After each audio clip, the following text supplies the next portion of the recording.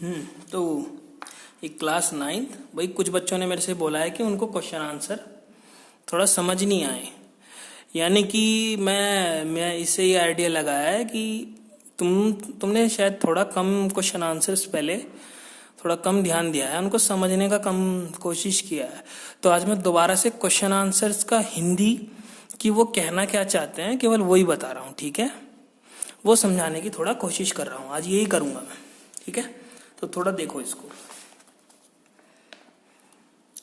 देखो पहला क्वेश्चन क्या है, compare the properties of electrons, protons and neutrons. इसका मतलब है हमको इलेक्ट्रॉन्स, प्रोटॉन्स और न्यूट्रॉन्स इन तीनों की प्रॉपर्टीज को कंपेयर का मतलब समझ रहे हो ना तुम, क्या होता है कंपेयर करना है, ठीक है ना।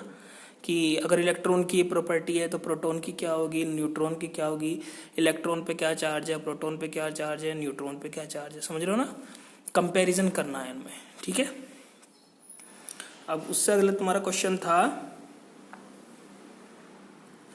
ये था, हाँ, summarise the rules for writing of distribution of electrons in various shells for the first 18 elements.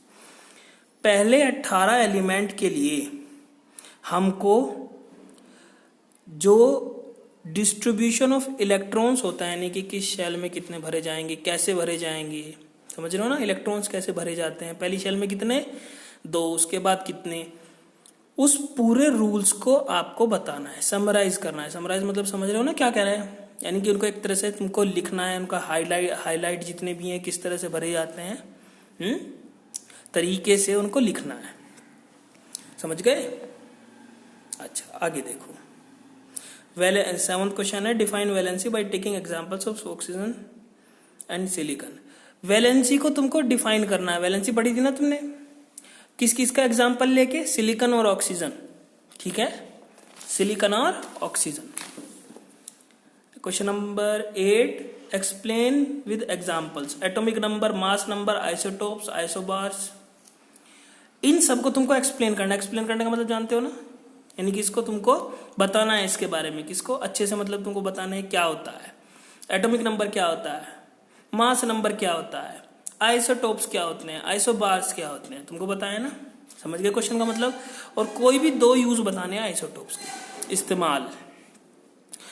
अब ये अगला है Na पॉजिटिव, यानी कि Na पॉजिटिव का मतलब Na के ऊपर एक चार्ज होता है ना, यानी कि तुम समझ रहे हो ना, इसने एक इलेक्ट्रॉन लिया है, दिया है, मैं तुम्हारे ऊपर छोड़ता हूं पिछली वीडियो में देखने के लिए।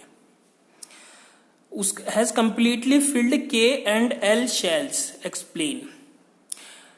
अब ये क्या कह रहा है, जो Na के ऊपर प्लस चार्ज है उसकी K और L शेल पूरी की पूरी कंप्लीट है, यानी कि पूरी भरी हुई है, इसको एक्सप्लेन करो, ठीक है। अच्छा अब अगला है, if bromine atom is available in the form of से 2 आइसोटोप्स। यानी कि ये कह रहा है अगर ब्रोमीन एटम है वो हमारे पास अवेलेबल मतलब है, किस फॉर्म में, किस फॉर्म में, जैसे कि हमने बोला 2 आइसोटोप्स, ब्रोमीन 49.7% है, तो पूरा 100% हो गया ना दोनों मिला के, 49.7 और 50.3, और ये वाला है, देखो इसका एटॉमिक नंबर सेम है लेकिन मास नंबर क्या है, अलग अलग। तो ये क्या हो गया, एक दूसरे के आइसोटोप्स। तो हमको कैलकुलेट करनी है उनका average atomic mass of bromine atom, यानी कि एवरेज एटॉमिक मास कैलकुलेट करना है ब्रोमीन एटम का, ठीक है। अच्छा, average atomic mass of a sample of an element X is 16.2 U। U का मतलब एटॉमिक के मास यूनिट होता है।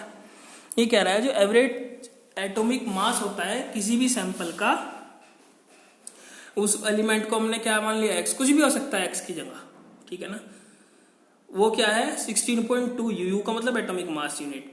हमें बतानी है what are the percentage of isotopes, isotopes की परसेंटेज बतानी है हमको, ठीक है ना।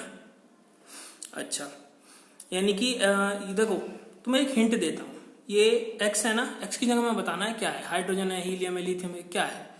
तो 8 क्या है, ये एटॉमिक नंबर नीचे लिखा जाता है, ऊपर क्या है, मास नंबर, समझ रहे हो ना, इस सैंपल में। अब आपको बताना है ये कौन सा है, X की जगह क्या आना है ये भी बताना है, ठीक है। परसेंटेज वगैरह बात की बात है, पहले क्वेश्चन समझ लो क्या है।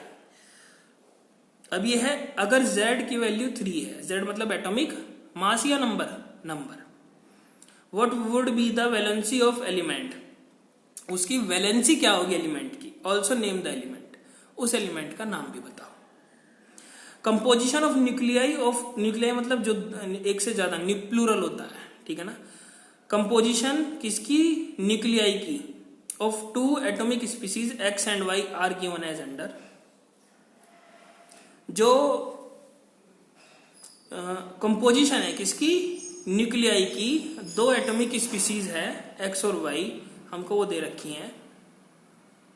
तो हमको मास नंबर बताना है एक्स और वाई का, और हिडन रिलेशन बताना है दो स्पीसीज का। प्रोटॉन उसमें इतने हैं, न्यूट्रॉन्स उसमें इतने हैं, ठीक है ना। और तुम करके दिखाया था ना मैंने। अच्छा, और कहाँ गया, ये तो तुम्हारा नहीं हुआ है क्योंकि ये सिलेबस से हट गया था। अब ये कह रहा है एक न्यूट्रॉन बना है इलेक्ट्रॉन और प्रोटॉन से, दोनों को कंबाइन करके, देयरफॉर इट इज न्यूट्रल। ये बताना है ट्रू और फॉल्स है कि एक न्यूट्रॉन इलेक्ट्रॉन और प्रोटॉन से मिलकर बना है, बताना है कि वो न्यूट्रल है कि नहीं। एक mass of electron is about इतने टाइम्स दैट ऑफ प्रोटॉन, यानी कि कह रहा है जो इलेक्ट्रॉन का मास है वो 1/2000 टाइम्स है प्रोटॉन के। ये सही है या गलत। अब अगला है an isotope of iodine is used to make tincture iodine.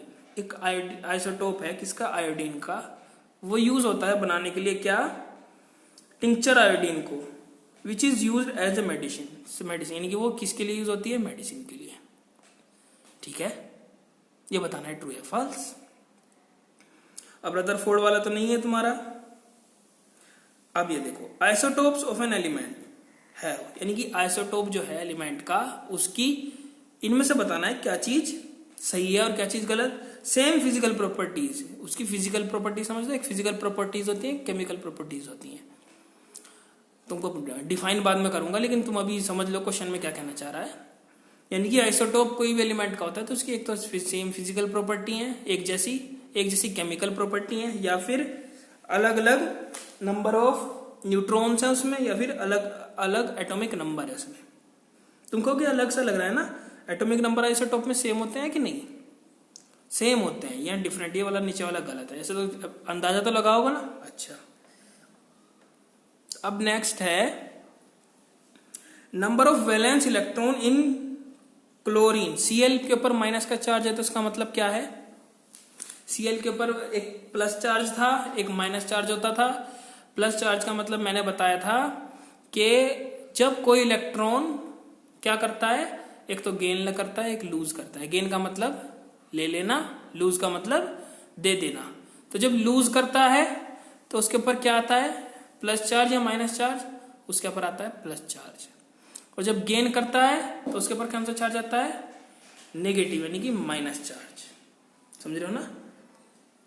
अब इनमें से बताना है क्लोरीन वाला कौन सा है, आयन का। अब which of one of the following is A correct electronic configuration.